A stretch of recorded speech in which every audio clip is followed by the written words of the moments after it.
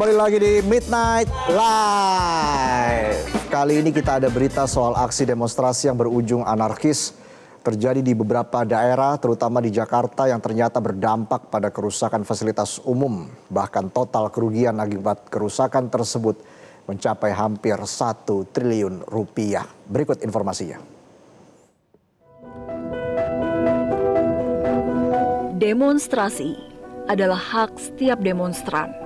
Ruang bersuara yang sudah diatur jelas dalam pasal 28 huruf E ayat 3 Undang-Undang Dasar Negara Republik Indonesia tahun 1945. Bunyinya, setiap orang berhak atas kebebasan berserikat, berkumpul, dan mengeluarkan pendapat. Namun, di balik suara rakyat yang seharusnya menjadi nafas demokrasi, muncullah para penyusup yang tega memanfaatkan situasi menjadi tindakan anarkis. Demonstrasi yang awalnya lahir dari suara keresahan, sontak berubah menjadi ladang bagi provokasi. Korbannya justru rakyat yang sesungguhnya menaruh harapan besar kepada perubahan. Puing, abu, dan sisa kemarahan. Inilah jejak yang diwariskan. Setelah aksi demonstrasi berakhir ricuh, suara aspirasi berubah menjadi dentuman keras yang merusak wajah kota.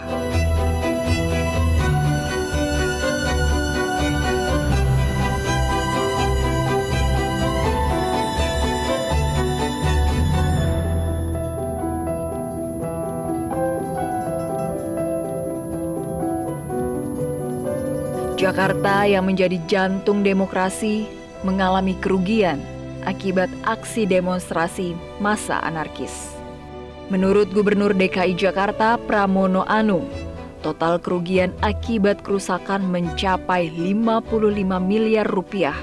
Nilai yang besar untuk dampak demonstrasi yang terjadi beberapa hari saja. Kerusakan infrastruktur terjadi di aset Mass Rapid Transportation atau MRT sebesar 3,3 miliar rupiah. Selain itu, kerusakan halte Transjakarta mencapai 41,6 miliar rupiah dan kerusakan CCTV serta infrastruktur lainnya sebesar 5,5 miliar rupiah. Selain itu terdapat 22 halte Transjakarta serta 1 pintu tol yang rusak akibat unjuk rasa. 6 halte Transjakarta dibakar dan dijarah, sementara 16 lainnya menjadi sasaran pengerusakan dan aksi vandalisme. Menurut Menteri Pekerjaan Umum Dodi Hanggodo, jika diakumulasi, total kerugian akibat aksi unjuk rasa di berbagai daerah di Indonesia diperkirakan mencapai 900 miliar rupiah atau hampir 1 triliun rupiah. Jumlah tertinggi justru terjadi di wilayah Jawa Timur dan Makassar. Di Jawa Timur terjadi aksi pembakaran terhadap Gedung Negara Gerahadi Surabaya yang merupakan cagar budaya dan kantor DPRD Kota Kediri. Sedangkan di Makassar, kerusakan parah dialami gedung DPRD Makassar akibat dibakar massa, sehingga menimbulkan korban jiwa meninggal dunia. Kementerian Pekerjaan Umum sudah menyiapkan anggaran darurat untuk mendukung perbaikan infrastruktur yang mengalami kerusakan akibat aksi anarkis massa. Penyiapan anggaran tersebut sesuai dengan arahan Presiden Prabowo Subianto dan dijamin tidak akan mengganggu program-program strategis lainnya. Demonstrasi adalah hak setiap warga negara untuk menyuarakan pendapat. Namun ketika suara tulus itu ternodai oleh tangan-tangan yang menyusup dan merusak fasilitas umum, maka yang terluka bukan hanya kota ini, melainkan kita semua. Karena setiap ruas jalan, CCTV, gerbang tol, hingga halte adalah milik bersama.